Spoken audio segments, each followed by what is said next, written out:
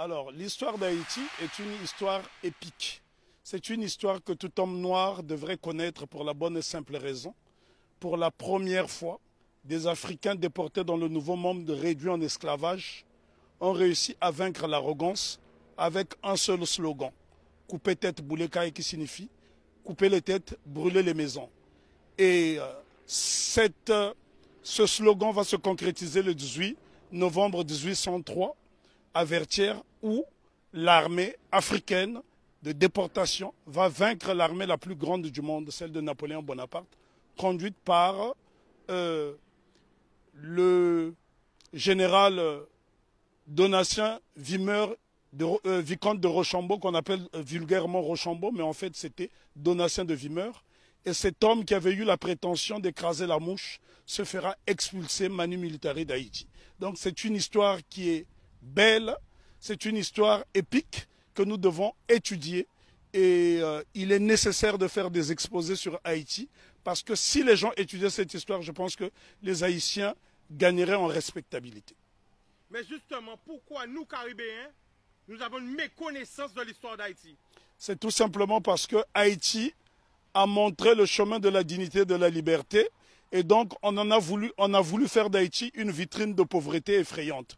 Puisque aujourd'hui, lorsqu'on parle d'Haïti, on fait référence à la pauvreté, mais on oublie que Haïti a été la colonie française la plus prospère de la Caraïbe. À elle seule, elle procurait plus des 3/4 de la production sucrière. Ce sont là des choses qu'on doit savoir, d'autant plus que la métropole française considérait Haïti comme la perle des Antilles. Mais comment expliquer que ce bout de terre africaine dans l'océan est devenu subitement une vitrine de pauvreté effrayante? Et là, je pense qu'il est nécessaire d'en parler avec des images à l'appui, parce que c'est à Saint-Domingue, parce que lorsqu'on parle de la révolution haïtienne, c'est une faute. Il s'agit de la révolution de Saint-Domingue, puisque Haïti n'existe qu'à partir du 1er janvier 1804. Donc Haïti n'existe qu'à partir du 1er janvier 1804. Avant, donc, c'était la révolution de Saint-Domingue qui commence dans la nuit du 13 au 14 août 1791, où pour la première fois, des Africains vont créer une coalition dans le Nouveau Monde pour vaincre l'arrogance. Et ce jour-là, les Africains étaient, je parle bien des Africains parce qu'il s'agissait des hommes qui ont été déportés d'Afrique, qui parlaient encore des langues africaines et qui pratiquaient des cultes africains. On pourrait citer notamment Makandal qui a été capturé au Congo. On pourrait citer Biassou qui était également congolais, mais ça a été une coalition. En fait, la cérémonie dite du bois caïman est considérée comme un pré-congrès panafricain. Ce que les gens ne savent pas dans la Caraïbe, d'ailleurs, il y a un problème de connexion, puisqu'il n'y a pas assez de bateaux pour faire cette connexion. Et si je pense qu'il y avait cette possibilité de se rendre dans différentes îles, le mépris des Haïtiens serait tombé à l'eau. Puisque la Guadeloupe a connu une période de liberté entre 1794 et 1802, mais c'est grâce justement aux Haïtiens. Une année auparavant, les Haïtiens se sont affranchis. Parce que souvent on dit qu'on a libéré les esclaves en Haïti. Les Haïtiens n'ont jamais été libérés. Ils se sont affranchis tout seuls avec la machette. Donc voilà pourquoi Non, mais les Haïtiens sont les premiers Africains déportés dans la Caraïbe qui ont brisé les chaînes de l'oppression. Nous devons savoir que Haïti a eu pour vocation de libérer toutes les nations opprimées. Ce qu'on ne dit pas assez souvent, lorsque la Grèce a été dominée par les Ottomans, au milieu du 19e siècle, ce sont les Haïtiens, sous la présidence de Jean-Pierre Boyer, qui ont libéré la Grèce. Et ce sont des choses qui n'apparaissent pas dans les manuels scolaires. Une autre information inédite, c'est grâce à la voix d'Haïti que l'État d'Israël a été créé en 1948. Donc ça, ce sont des choses que les gens doivent savoir. Haïti a été le pays le plus démocratique du monde, puisque toute personne qui arrivait sur le sol haïtien était considérée comme nègre. Donc tous les opprimés de la planète trouvaient refuge en Haïti. Et ce pays est devenu aujourd'hui une vitrine effrayante de la pauvreté. Je suis obligé d'insister sur le mot de vitrine parce qu'il a subi un blocus qu'aucune nation n'avait subi. Imaginez-vous qu'une petite île comme Haïti a été victime du syndicat des empires coloniaux qui était constitué du Danemark, de la France, de l'Espagne, de l'Angleterre, des États-Unis d'Amérique, de la Hollande, de la Suède, parce que toutes ces nations ne voulait pas voir une nation indépendante nègre. Et souvent on dit de Haïti que ça a été la première république nègre. Non, Haïti n'a jamais été une première république nègre, ça a été un empire africain reconstitué puisque l'empereur Jean-Jacques Dessalines va se faire couronner empereur Jacques Ier. Donc c'est la noblesse africaine. Attends. Ben, en tout cas, il y a beaucoup de choses à dire sur Haïti. Haïti est un modèle de fierté et de dignité. Ce sont les Haïtiens qui ont montré à la race noire tout entière ce que c'est que la dignité. Pour la bonne et simple raison, c'est en 93 ans après la révolution de Saint-Domingue, celle-ci va inspirer les Éthiopiens qui vont être conseillés par un digne fils d'Haïti du nom de Benito Sylvain, qui sera élevé au titre de jazz match par l'empereur Ménélique II. Lorsqu'on parle de la bataille d'Adoua, ce qu'on oublie de mentionner, c'est que l'empereur Ménélique II, qui a mis fin à l'impérialisme sur le continent africain, en tout cas c'est lui qui a signé l'acte de décès de l'impérialisme sur le continent africain le 1er mars 1896, 93 ans après la révolution de Saint-Domingue, eh c'est un Haïtien du nom de Benito Sylvain qui le conseille. Donc ce sont des choses à savoir et à intégrer. Je souffre de voir que les Haïtiens sont la risée du monde dans la Caraïbe, alors qu'ils sont ceux qui nous ont montré la voie de la rédemption. Donc respect, big respect à Haïti. En tout cas, je me sens haïtien. Moi aussi. Alors pourquoi justement nous avons, nous, tout près comme ça d'Haïti, on a cette méconnaissance de l'histoire? C'est tout simplement parce qu'on a isolé la Guadeloupe et la Martinique pour ne pas que l'exemple d'Haïti fasse tache d'huile dans la Caraïbe. Voilà la crainte. Parce que Haïti a été une nation prospère. Il faut visiter Haïti pour se rendre compte. Lorsque vous voyez Haïti, Haïti est avant tout le symbole du panafricanisme, puisque le second chef d'État d'Haïti, c'est l'empereur, plutôt le roi Henri Christophe, qui était originaire de Grenade. Donc Haïti a eu pour chef d'État un homme de la Grenade et qui a été l'un des principaux bâtisseurs, qui a créé le palais de la Monnaie, qui a bâti 15 châteaux, qui a bâti 4 forteresses, notamment la citadelle Henri, qui est le plus grand fort des Amériques. Et ce bâtiment est tellement beau qu'il faut le voir depuis le ciel pour en apprécier, l'ouvrage d'art que c'est. Parce que n'oubliez pas que 2 édifices essentiellement ont défié le temps. La citadelle Henri et le palais de Sans Souci qui avait 365 portes et fenêtres. Ça veut dire que le roi Henri Christophe pouvait se permettre d'ouvrir une porte, une fenêtre par jour pendant toute l'année. Et c'est pour vous dire à quel point, et les architectes étaient tous noirs. Si vous allez par exemple dans la ville de Kenskoff, vous trouverez le fort Alexandre et le fort Jacques qui sont reliés par un tunnel et c'est à 1200 mètres d'altitude. La question qu'on doit se poser, comment les Africains déportés à Saint-Domingue ont pu construire ces édifices qui ont défié le temps? Aujourd'hui, lorsque vous voyez un cyclone dans la Caraïbe, il suffit d'un petit cyclone pour que les maisons s'envolent, alors que les Africains ont fait exploser leur génie pendant la période de captivité. Bien que les Haïtiens se sont affranchis dès 1793, parce qu'il ne faut pas croire à ce que les historiens disent en faisant croire que les Haïtiens ont été libérés. Non. Lorsque les négriers sont arrivés, les Haïtiens étaient déjà libres, puisqu'ils avaient lancé ce fameux slogan « Coupez tête, boulet caille ». Et il y a un homme dont on ne parle pas, on parle souvent de Toussaint Louverture, qui fut le plus grand des généraux nègres de tous les temps. On parle de Jean-Jacques Dessalines, je dis béni soit leur nom pour l'éternité, mais seulement, il y a un jeune colonel qui s'est battu âprement lors de la bataille de Vertières, c'est Capois-la-Mort, François Capois-la-Mort, qui a défié les canons de l'insolence, les canons de l'arrogance en disant « j'aime la mort ». Et Capois, on le retrouve sur le billet de Sangourde en Haïti. Ce sont là des éléments essentiels que nous devons connaître afin d'aller vers l'émancipation définitive.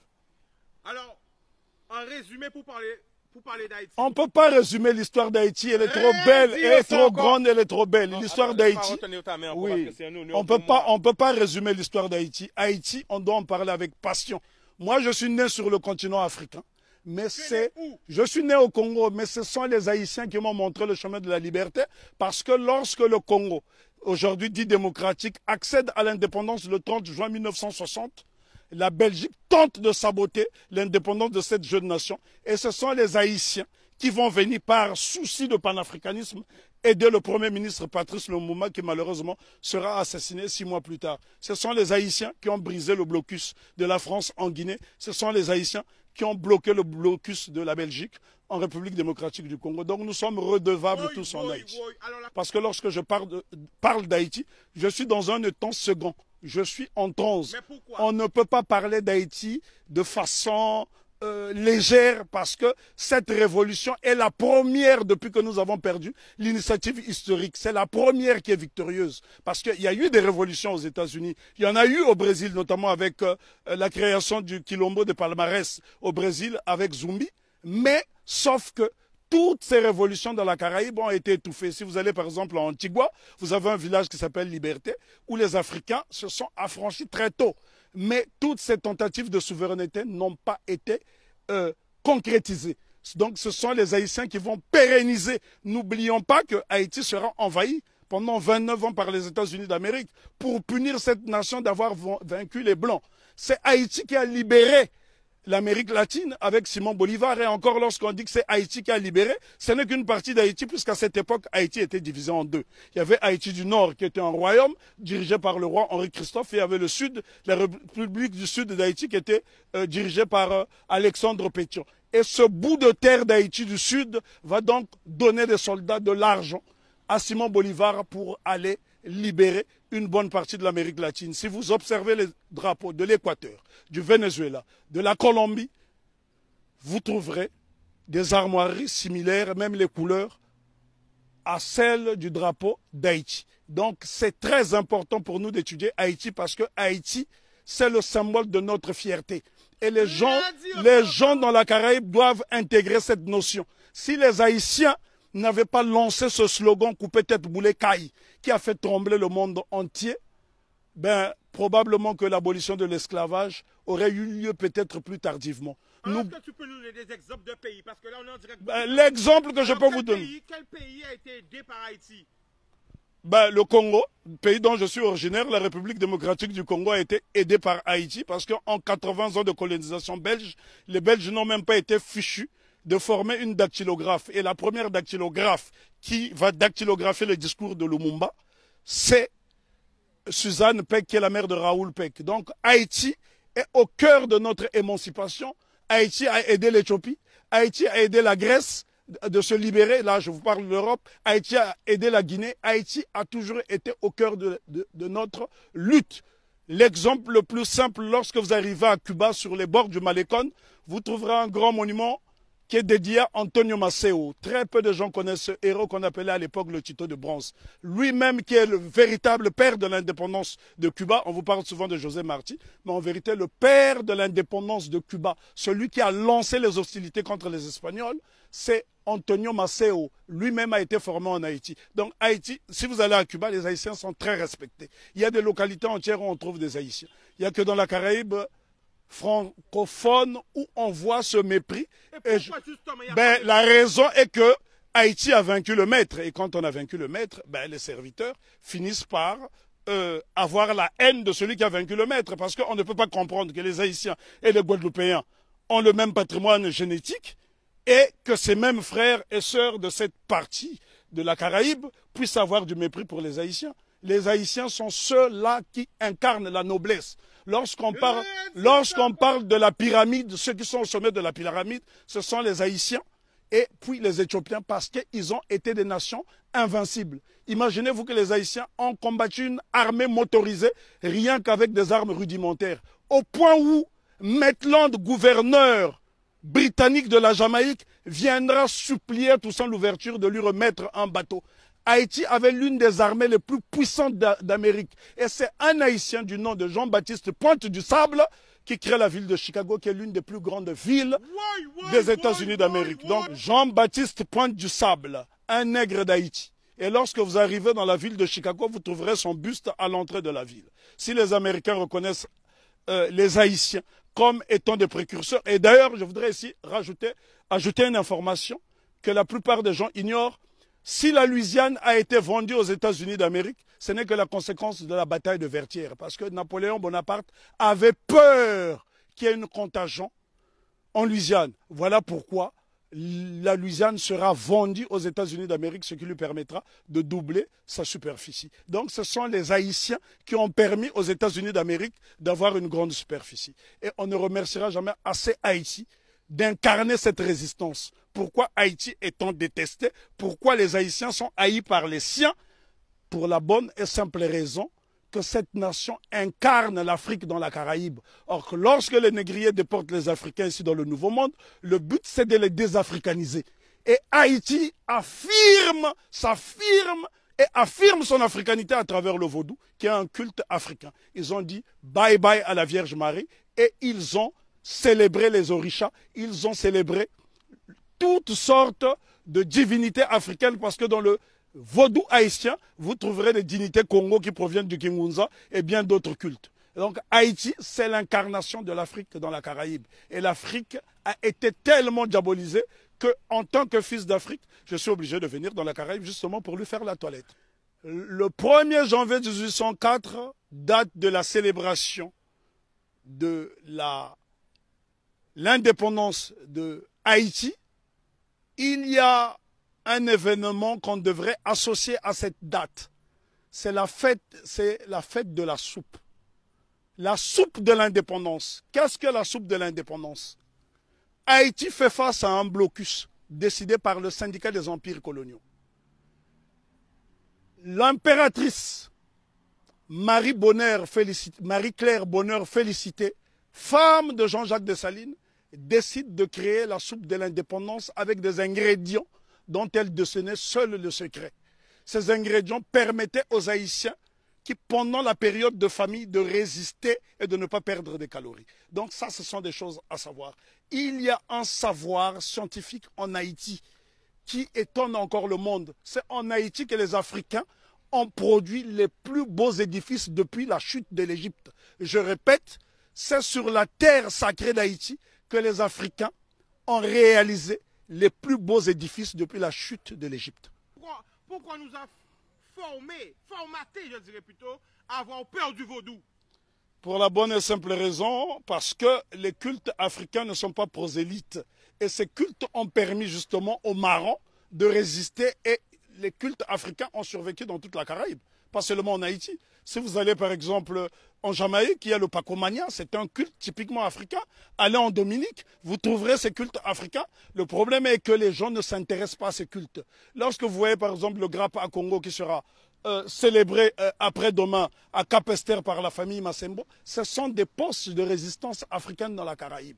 Et dire simplement à mes frères et sœurs de la Caraïbe que n'ayez pas peur d'Haïti, faites-en une source parce que l'eau qui provient de la source haïtienne est intarissable et cette eau est tellement limpide qu'elle nous permettra d'avoir une vision claire et nette. Nous ne pouvons pas juger Haïti à travers des lunettes du négrier.